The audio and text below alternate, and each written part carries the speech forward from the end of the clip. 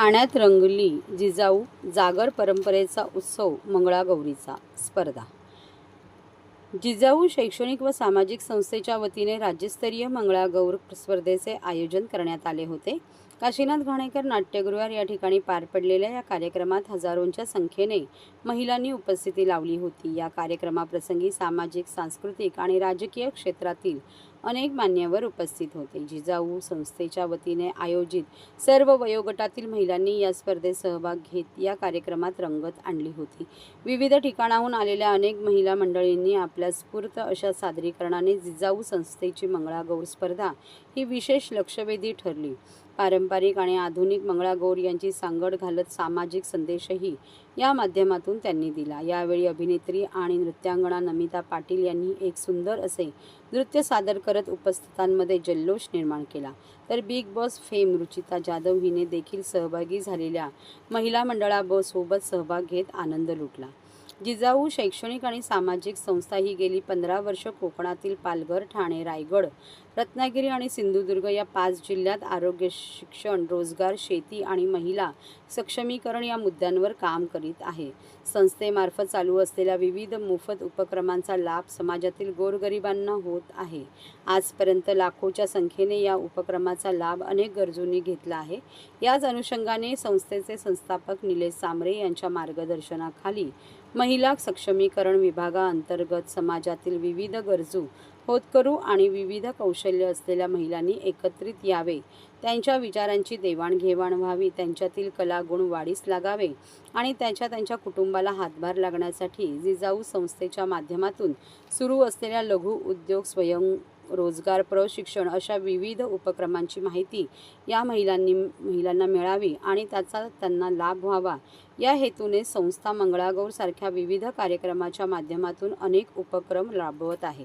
यावर्षीही या परंपरेचा जागर करत मंगळागौर हा उत्सव आयोजित करण्यात आला होता। यावेळी उपस्थितांशी संवाद साधताना निलेश सांबरे म्हणाले की प्रत्येक दिवस आपल्या संसाराच्या रहाटगाड्यात गुंतलेल्या आमच्या माता भगिनींना थोडा विरंगुळा मिळावा म्हणून मंगळागौर सारख्या कार्यक्रमाचे आयोजन करण्यात येत असते। आज त्यांच्या चेहऱ्यावरचा आनंद पाहून फार आनंद वाटला। मात्र हाच आनंद कोलकाता आणि बदलापूर सारख्या घडणाऱ्या घटना या हिरावून घेत असतात। अशा समाजविघातक वृत्तींचा बिमोड करण्यासाठी शासनाने कठोर पावले उचलावीत असे देखील सांबरे यांनी प्रसारमाध्यमांशी संवाद साधताना म्हणाले। या स्पर्धेत प्रथम आलेल्या मंडळाला प्रथम पारितोषिक 51,000, द्वितीय पारितोषिक 25,000, तृतीय पारितोषिक 10,000 आणि उत्तेजनार्थ पारितोषिक 5,000 तसेच उत्तेजनार्थ पारितोषिक 2,000चे एकूण 5 बक्षिसे असे वितरण करण्यात आले। या प्रसंगी अनेक मान्यवर उपस्थित होते।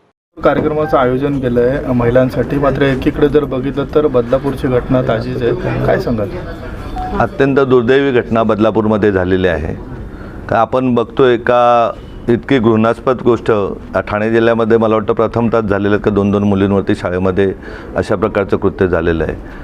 आम्ही महाराष्ट्र शासनाला विनंती कालच केली होती का कठोरात कठोर शिक्षा आरोपींना झाली पाहिजे आणि अशी कृत्य परत कोण करणार नाही अशा प्रकारची शिक्षा झाली तर या अपप्रवृत्ती ठेचणे वेळेच गरजेचे आहे आणि त्याबाबत विनंती मुख्यमंत्री महोदयांना केली आहे। सरच वेगळं मंगळागौर कार्यक्रमाचं आयोजन केलं आहे, कशा पद्धतीचा सहभाग महिलांचा दिसतोय? आज महाराष्ट्रातील आपण भगिनींना मंगलागौरीचा म्हणजे राज्य लेवलची मंगलागौरीची स्पर्धा आज ठेवण्यात आलेली आहे आणि खूप चांगला प्रतिसाद महिलांनी दिला आहे। अगदी कोकणाच्या प्रत्येक जिल्ह्यातून भगिनी आलेल्या आहेत, ग्रामीण भागातून आलेल्या आहेत। आज आनंद तोच वाटतो का ज्या बदलापूरसारख्या घटना होता त्याला कारण आहे का महिला सुरक्षित नाही, परंतु जर महिलेला एवढ्या मोठ्या प्रमाणात जर स्टेज निर्माण करून उत्पन्न आपण तयार करून त्याला स्टेज डेअरिंग दिली तर मला वाटतं अशा घटना वेळच्या वेळी आमच्या भगिनी ठेचून काढतील आणि आज त्यांच्या रोजच काम करणारी आपली भगिनी असते, तिला आज चांगला दिवस आहे का त्या चांगल्या हसतात, खेळतात, नाचतात ते बघून खूप आनंद वाटतो। कारण रोज 12 महिने 24 तास घरातली स्त्री, मग ती आपली आई राहू दे, बहीण राहू दे, पत्नी राहू दे, सर्वच कामामध्ये व्यस्त असतात। एक दिवस त्यांना तेवढाच विरंगुळा देण्याचा प्रयत्न जिजाऊमार्फत केला जातो। याच निमित्त त्यांना आवाहनही केलं जातं का उद्या आरोग्याचा कुठला विषय असला तर तुम्ही जिजाऊशी तात्काळ संपर्क करा। पण घरात पैसे नाही, मुलाकडे नाही किंवा पतीकडे नाही म्हणून अंगावर आजार काढू नका किंवा मुलांच्या शिक्षणाबाबत स्वप्न मोठी पहा. कारण डॉक्टर बाबासाहेब आंबेडकर किंवा छत्रपती शिवाजी महाराज काय इतिहास लिहायचं जन्माला घेऊन नव्हते आले. त्यांनी प्रयत्न केले, त्यांच्या आयांनी त्यांना पाठिंबा दिला, वडिलांनी पाठिंबा, कुटुंबांनी दिला.